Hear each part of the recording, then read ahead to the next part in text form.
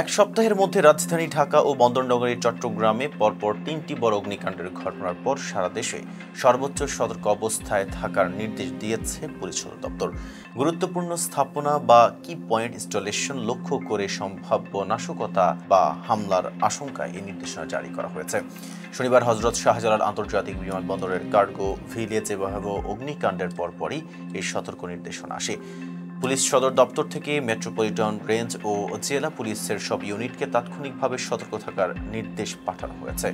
নির্দেশনায় বলা হয়েছে, দেশের প্রতিটি কেপিআই ও গুরুত্বপূর্ণ সরকারি বেসরকারি স্থাপনার নিরাপত্তা আরও জোরদার করতে হবে।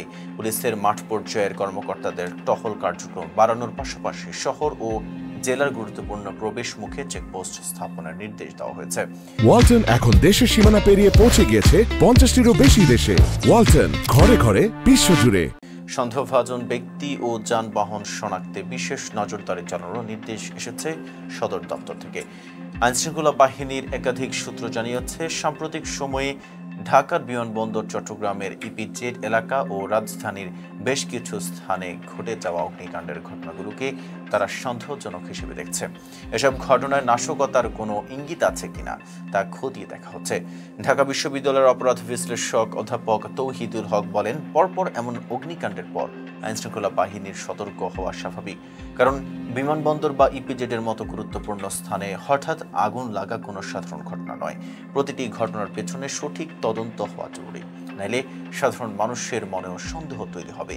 তিনি আরও বলেন, জননিরাপত্তা নিশ্চিত না করতে পারলে শুধু নিরাপত্তা ব্যবস্থাই নয়, দেশের রাজনৈতিক স্থিতিশীলতাও প্রশ্নের মুখে পড়তে পারে। বর্তমানে দেশে মোট 587টি কি পয়েন্ট ইনস্টলেশন বা কেপিআই রয়েছে।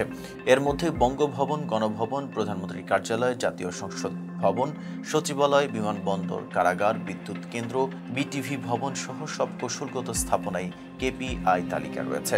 সরকারের কেপিআই নিরাপত্তা কমিটি নিয়মিত এসব স্থাপনার নিরাপত্তা তদারকি করে থাকে।